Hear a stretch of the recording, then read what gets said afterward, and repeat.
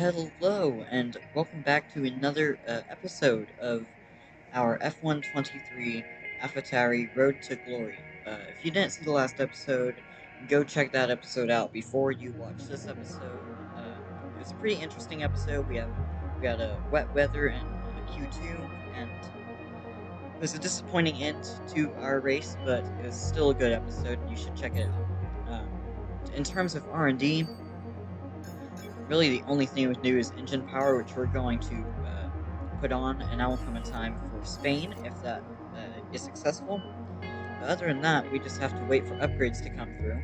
Uh, and as you can see, so our rear downforce upgrade comes through, and The either department now wants we me to have pass on to their thanks for helping out. now we chose to support the charity. And no, our era upgrade and our chassis upgrade failed for Imola, so that's unfortunate. But we still have some upgrades going on to the car. Minor front downforce on Monaco. I believe these were both rushed upgrades, so understandable why they failed. Um, Other than that, there's nothing else to do except go to the race weekend. Imola. Last year, it wasn't that great of a circuit. Actually, here, uh, I'm going to turn the AI level from 85 up to 95, because 85 was really low, and I had that on for Miami. I believe that's why we got into Q2 so easily. Spoiler alert, we got to Q2 in Miami. Going through, checking the weather forecast, and we have rain at the start of the race, and about halfway through the race it's going to dry up. So that should be interesting. It's going to be a wet start, the first wet weather race start of the season, but not the first time we've raced in wet weather. I'm going to go do some practice, and I will see you for qualifying. Alright, practice went well. We had decent pace. Got lots of R&D points, as you can see, 1,400, so we're going to spend some of those. We're going to buy this major rear downforce upgrade, and I am thinking about rushing it, and I do rush it to go on for Spain, because Spain, if you have rear downforce at Spain, you are good. Minor weight reduction coming on for Spain as well, so Spain should be a pretty big upgrade package. As you can see, changing over the engine from our practice engine to our qualifying and race engine. And of course, on this year's game, Imola is not a sprint race, so we have just qualifying and a race. Last year, I didn't really feel that confident at Imola, just because of the handling model on that year's game. But F123, Imola is a really fun circuit, because you can really send it through some of the high-speed corners. As you can see my setup here, I'm putting higher wing on for wet weather, because we have park firming, so I have higher wings on for preparing for the wet weather scenario, but starting our first flying lap, getting a good exit out of the final corner, shifted up to 8th gear, make sure the brake balance is good, maxing out at about 210 miles an hour as we get to the braking zone. Brake a little bit later than the curb, flick it to the left, flick it to the right, don't get on the sausage curb, but use as much of the curb as possible. Now, Villeneuve chicane. I really need to work on my speed through there. That's the one part of the circuit that I don't feel really confident at. But getting good traction out of the hairpin, very tricky traction zone because it's uphill. Now coming to turn 9, I believe it is. Down 2 gears, flick it in. Now Aqua Minerale. That's hard to say. Down to 4th gear, getting good traction again. And now into the chicane. Down to 3rd, right, left. Again, getting good traction, really good traction. I've noticed the AlphaTauri has good traction if you have a good setup on, but if you have a bad setup on the car, it has terrible traction. Using all of the curb, use the curb on the left, floor it in 4th gear, open the DRS, keep tight to the right, up to the line. It is a 117.1. So, a pretty good lap puts us P5. And in the end of the session, that's enough for P14. And we are through to Q2 again. Nick De Vries last again, unlike Daniel Ricciardo in a Hungarian Grand Prix qualifying, because that happened today. I'm recording on Saturday. And Daniel Ricciardo getting through into Q2, which is very exciting. But back to our career mode, starting our first flying lap in Q2. As you can see, an Aston Martin in front of me. I'm just trying to get some spacing, get some distance, get some clean air. Trying to get a good exit out of the final corner, and we do get a good exit out of the final corner to start our first flying lap in Q2. And again, topping out 210, 211, 211 miles an hour. A little bit more curb on the left, but we take more curb on the right, and it actually works. We kind of bounce over the sausage curves on the right. And as you can see, way less committed through the Villeneuve chicane compared to our Q1 lap. So that's a spot where we can gain a bunch of time on our second Q2 lap. Down 2 gears, turn to the left, going wide, but we're staying on the curb, so the game considers it valid. Good traction, easy on throttle. This is a pretty safe lap, if you can't tell. Really just trying to get a solid banker lap, without pushing the car too hard, and that's where the second flying lap comes in handy, because then you have nothing to lose. So just send the car in, go as fast as you can.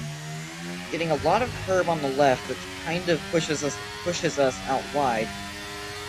So this flying lap is a 117.3, only 0.2 slower than our Q1 lap. But we're going to go out again. This is the same session, Q2. Going to go out on a second flying lap. I believe this is the same set of tires, but this might be a new set of tires. As you can see, now we've dropped down to P14. So we're going to try to get into Q3 for the first time this season, I believe. Okay, we're currently in the drop zone. We need to move up into the top 10 or we're not going to progress in the shootout. Yep, I agree, Mark. That's why we're going to go full send on this lap. No holding back. On the limit everywhere. Braking later than ever. Using more of the curb on the right, because on the previous lap that worked. And as you can see, we are 0.03 of a second up. And into the Villeneuve chicane. Way more committed, almost getting the gravel, and as you can see, almost 3.5 up just by sending it through the Villeneuve chicane. This is a really good lap so far, as now we are almost 4.5 up just by getting a good exit out of the hairpin, and again just getting good rotation, and now we're almost 0.6 up as we come into Acqua Minerale, and now we are 0.6 up. Going into the chicane, so really you can see how hard I'm pushing, or either how hard I'm pushing this lap or how little I was pushing on the previous lap, as now we are almost 0.9 up going through the chicane. We really sent it through there, braking late, down the third gear, use the curb to rotate. Don't use the curb on the left there, because you don't really want to rotate right there. You want to get good traction, and we gain 1.1 seconds, which gets us into P6, and we are into Q3 for the first time this season, which is very exciting. We have very good pace here, and remember, I turned the AI up to 95, so this AI isn't like 80% AI, so this is pretty decent AI, a pretty decent AI level. So starting our flying lap in Q3, I believe we're only going to do one flying lap in Q3, just to save a set of tires. As you can see now, letting some cars on a flying lap go by. Actually, Fernando Alonso is not on a flying lap, so we might have screwed ourselves over here, because we're going to have to overtake him. or we might get held up by him a little bit here. But no, he actually moves out of the way, really good by him. Could slow down a little more, but it's okay. Again, using curb on the right, but this time getting a little bit unsettled, and we have a small snap of oversteer, which we had to correct. Through the Villeneuve chicane, a little less committed than my Q2 lap, cutting the curb on the right. The hairpin getting a little bit of grass on the left side tires, which hampers my traction a little bit, but not that much. Coming into the fast left-hander here, down 2 gears, really the same I've been doing every session. Flat through here, down to 4th, cutting the curb a lot on the right, which allows us to open up the corner. Coming up to the chicane, down the 3rd, and just flick it through, but we didn't hit the curb on the left, so we kind of have to... We don't get that good of an exit out of the chicane. Down into Ravazza 1, using a lot of curb on the left, which does not help. And then coming through Ravazza 2, full throttle, open the DRS, stick to the right, and what lap time is it? I don't know. Well, whatever it is, it's only good enough for P10, so last in Q3. But not that great of a lap time, but we got into Q3. It's time to remind ourselves once again of our top 3. Verstappen, Sainz, and Charles Leclerc. Well, that wraps up qualifying, but don't worry, we'll be back tomorrow as we head into the Grand Prix. Well, actually, that was a 1:16.9, which was a really good lap considering all the other sessions, but now let's go to the race. Welcome to Imola, the spiritual home of Ferrari. But you don't need me to tell you that. Just look at the red-clad Tifosi in the grandstands. They're ready. Are you ready? For the Emilia-Romagna Grand Prix. Unlike most Formula One tracks, Imola is driven anti-clockwise and offers our drivers today just over 3 miles of glistening wet tarmac to negotiate. It's made up of a roughly equal split of 9 right-hand turns and 10 left-hand. Watch the drivers on the way into turn 16. Managing their speed there will be crucial, with the rain only adding to the difficulty of that downhill braking section, which then, of course, leads into the track's longest straight, though no DRS there today, of course. Before we begin, let's take a quick look at the grid lineup for today's race. Max Verstappen put in a fantastic lap yesterday, and he'll start from pole position. And the smooth operator Carlos Sainz completes the front row. Looking down the rest of the grid, we have Leclerc, Perez, Russell, Hamilton, Fernando Alonso, Norris, Stroll, and AlphaTauri, Magnussen, Ocon, Oscar Piastri, Gasly, Bottas, Joe, Albon, Hulkenberg, Sargent, and Nick de Vries. That's it then, it's time to go racing as we head down trackside for today's race. Well, it's not going to be plain sailing for our drivers today, although with the sky falling as it is, perhaps sailing isn't too far from the truth. Anthony Davidson could be a wet one today. Great to have you with us. What are your thoughts? It is a touch damp, isn't it? Well, as a driver, there are 3 big things to worry about when racing in these kind of conditions: standing water, tyre temperature, and visibility. Judging distance to the cars around you is really tricky when you're driving through the vast amounts of spray that these wet weather Pirelli tyres kick up.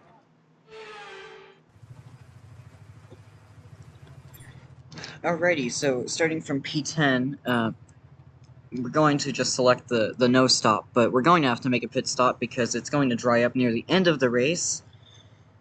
But other than that, as you can see, it's intermediate conditions, not that slippery out there because Imola isn't that bad on traction. But coming to the starting grid, 5 red lights, and it's lights out, and away we go. We get a decent start, a little bit of wheel spin, but we keep it under control, and everyone's bunching up in front, and we are going to come to the right-hand side to get away from the spray a little bit, and just taking it easy into turn 1. We actually tap the back of Lando Norris. As you can see, fighting Fernando Alonso. Of course, the winner here in 2005, but now back in 2023. taking it easy into Villeneuve, not sending it down the inside of Lando Norris. Everyone's bunched up in front, and we're going to make a move on him. And we actually bumped the back of Russell, but luckily no damage. And maybe I might take back what I said about not too slippery, because we get a little bit crossed up on the exit of the hairpin. But front traction isn't that bad, it's just rear traction that's a little bit limited in the wet conditions. Coming through to Aqua Minerale, up in 4th gear to get better traction. Focus now for the rest of the race. And coming into the chicane, I choose not to send it down the inside of Russell because, I mean, they're not really... A Mercedes is not our fight as an AlphaTauri. We are technically the worst team on the grid, and the Mercedes is one of the big 4 now in F1 23, because Aston Martin is up there.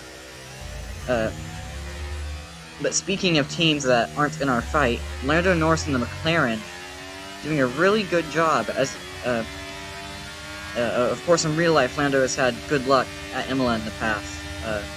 2021 and 2022, he got podiums here in real life, but F1 23, he's in 6th place, and Hamilton and Perez battling hard in front. As you can see, Russell and myself just taking it easy, not trying to break our front wings. But Hamilton and Perez not taking any of that into consideration and just fighting for their life. And as you can see, all of their battling has bunched us up, and the 2 Ferraris and Max Verstappen have broken free of us. And we're actually kind of keeping pace with George Russell. I thought we were going to be dropping back, but I mean, what they say, I guess, is true in real life, but the rain is the great equalizer. We have a look up the inside of George Russell, but we think better of it, and now we're pushing him through Aqua Minerale. So now we look at the outside at the chicane, but I think better of it. Not willing to take too many risks here. We're in a good position. And our pace in the intermediate conditions is really good. We're not that slow. As now, we send it down the inside of Russell, lock up the 2 front tires both times, and then we get gravel on the tires, which then gives us limited traction. But we make the move stick, just barely. And now Lando Norris is looking at us, and we let them go through. We're gonna let them fight. And now Lando compromises George Russell, and we're gonna go around the outside of George Russell, squeeze him to the left, and George Russell actually stays in front of us, and Fernando Alonso has a look at us. So George Russell, really good defending, and Lando Norris gaining 2 positions in 1 straightaway. Very good from him. Coming on to lap 4, nothing has really changed, except for the fact that we lock up. We get a warning for cutting the corner, but I mean, there's nothing I could do to avoid that. I had both front tires locked up, and I slowed down for the corner. I didn't just send it through I didn't just cut the corner. It's going to take a while to clear the standing water offline. Don't start thinking about slicks just yet. As we get the message that the rain is slowing down and that the track is drying, as Fernando Alonso goes round the outside of us at the 2 reverses. But we get the slipstream, and we're deploying battery, and we're going to go round the outside of Fernando Alonso, who defends really well and keeps and holds on to his 8th place. But we're still in P9, that's still 2 points, and we're just gonna try our best to keep it clean, pit at the right time for the dry tires, not get any penalties for track limits. But coming on to the next lap, lap 6, Stroll overtook me, and they have pulled a massive gap over us. I don't know what it is, but as soon as the track started drying, our true pace started to come up to the surface, and, well, our pace is not great, so now we're barely hanging on to P10 with Magnussen and Bottas close behind us, and we make a mistake going into the hairpin, but we managed to, but by going wide, we got good traction, so it kind of balanced out. But I think we're gonna pit at the end of this lap. As you can see, no front grip, tires are overheating. Well, they're not overheating, but they're getting hot. They shouldn't be at nearly 190 degrees. And as you can see, there's just no front grip. I have nothing, no front grip, no rear grip. So as you can see, I tell my engineer come in this lap, and as we lock the rear tires into the chicane and get bad traction on the exit, I select the hard tires. Now I think we can make it to the end of the race on hard tires. Mediums would be a little close, but hard tires definitely the way to go to make it to the end of the race. And there's a new strategy available on the MFD. Now, coming into the pits, just telling them to lower the downforce levels a little bit. And now we come in here, and they put the dry tires on. Okay, let's go now. Come on. That was a fantastic stop, faster than we were expecting. And as we come out of our pit box, DRS is enabled, which is the sign that the track is dry enough for slicks. But in the pit lane, it's still very wet, as you can see. We managed to keep it out of the wall, unlike Mick Schumacher a few years ago. Just taking it easy on this out lap, trying not to bend the car. As you can see, Nick DeVries up ahead. Keep an eye on that gap, 16.7 seconds, 16.8 seconds. This is the true test to see if it is time for slicks. Okay, the stewards have now enabled DRS. DRS is now online. As you can see, a little bit of spray coming off the tires, but not that much. And now the gap is down to 15 seconds. But still, tires are cold, and it's still raining a little bit. And Esteban Ocon gets past us because we went wide. And if I held on to that position, it would have been illegal. So, unfortunate that we went wide. But we lock up the tires again going into the chicane. But we managed to keep it on the track this time. Make use of the overtake button and see what you can do. I really don't think we're in the fight for an Alpine. As now we get the message that Nick DeVries, our teammate, is in the pits. And Valtteri Bottas, and Joe. Really, everyone's in the pits. And coming on to lap 9. Lance Stroll comes out in front of us. But we gained about 3 seconds on Lance Stroll. So, just purely because we pit 1 lap earlier and they had to go around on the wrong tire, we gained a lot of time on them. And there are still more than half of the race left to go. But P12 out of the points now, really we're just racing for position here. Except for the fact that Logan Sargent comes into the pits. And now we're in P11, 1 position off the points. They seem to have an issue. Well, I'd love if that was Kevin Magnussen, because he's the one right behind us. And now Nico Hulkenberg is holding up, I believe that's Valtteri Bottas, or maybe Zhou Guanyu. But we go wide through Villeneuve and get bad traction. And we almost go into the side of Kevin Magnussen, but he gets past us cleanly. And we're going to try to stick with him, but the Haas is just too fast for us. As now Bottas, finally got past Hulkenberg. Bottas sends it down the inside. And we're going to try to hold it around the outside at the chicane. We're going to back out of it and get better traction, get a better exit, because he compromised himself by going into the chicane way too fast. And now I believe we timed that correctly, that we're going to get DRS. Brilliant, nice move, keep going. As you can see, overtakes down into Ravazza are way easier in the dry. And we did get DRS, but coming on to lap 16, we make a mistake, and now Oscar Piastri's all over the back of us. But we're going to try to hold it around the outside with the fast left-hander, keep it within track limits. We scrubbed a lot of the tires, but it was worth it to keep the position. And then down the 4th gear through Aqua Minerali.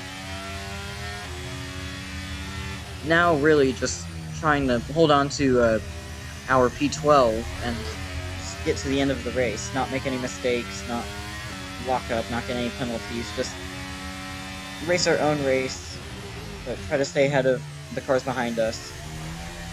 But as I say that, not making any mistakes, we go wide into Ravazza 1, which sends us into the gravel, which means we get a bad exit out of Ravazza 2.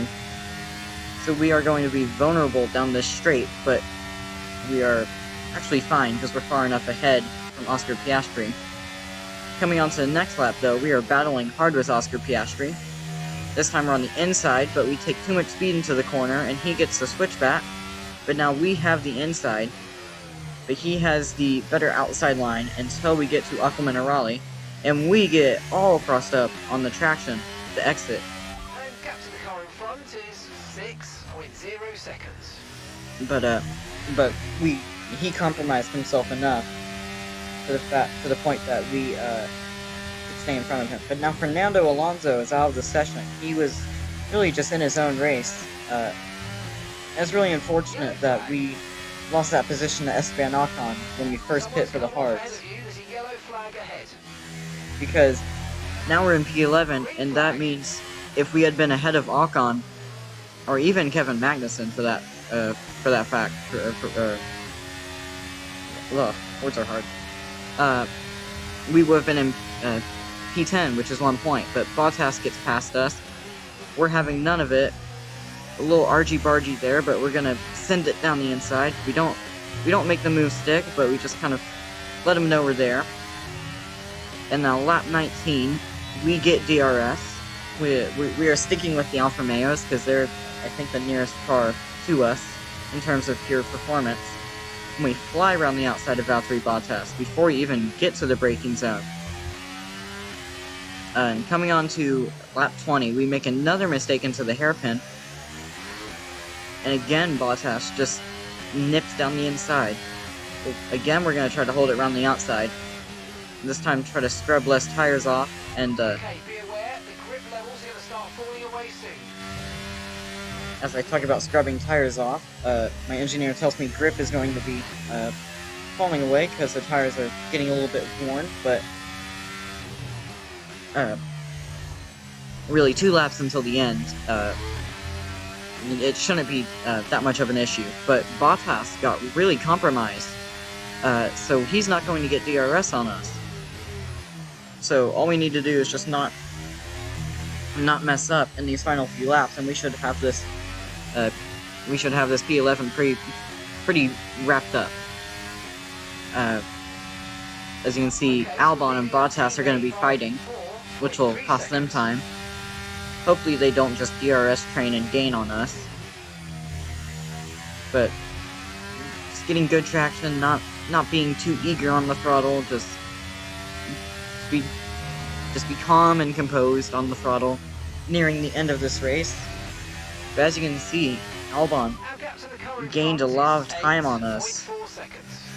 Albon gained a lot of time on us in the DRS, with the DRS zone there. So he is on the bubble of getting DRS on us, coming onto the final lap of the race, onto the start-finish straight. But coming down into Aqua Minerale, not getting that great of a turn-in. And now I'm really starting to feel the tire wear, and I need a good exit out of here if I want to stay out of, DRS range. We go a little bit wide. But we managed to stay off DRS range. We really didn't gain any time there, honestly. Coming down into the final 2 corners of the lap, we stay off DRS range. Really, we just need to not make any mistakes, and we should have this P11 pretty finished and wrapped up. Coming on to the final lap of the race, this has been a pretty lonely race. I mean, the mid part of the race was just really just driving and staying in front of cars behind. But near the end of the race, it started to kick off, and the drivers started to overtake other drivers. Coming into the Villeneuve chicane, really taking it easy on this final lap. Taking it easy, but still being fast. And as I say, taking it easy, we almost spin the car into the wall there. Max Verstappen wins in Ferrari's backyard at Imola. What a surprise, as we go wide through the fast left-hander. And we get not great traction. There's been an incident on track, but officials aren't looking to push for a safety car right now. Just be careful. Oh, I had no idea that there's an incident on track, and we get a really good exit out of the chicane, which is going to get us out of that 1 second range. But we go a little bit deep, but it doesn't really matter because as long as we get a good exit here, we will have P11. Pretty decent race, really good race for us considering our performance. No points, but pretty good race.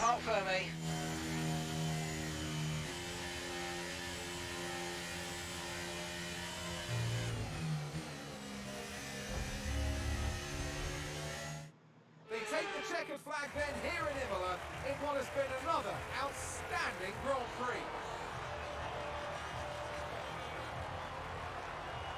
Tell me, Ant, how do they manage to achieve this win?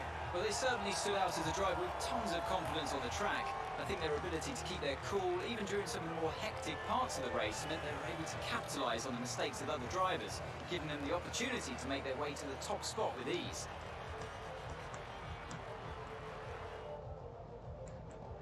Red Bull put up an outstanding fight for the front position today, and it's great to see it paid off for them. They do so much for the sports that you can't help but be delighted by today's race win.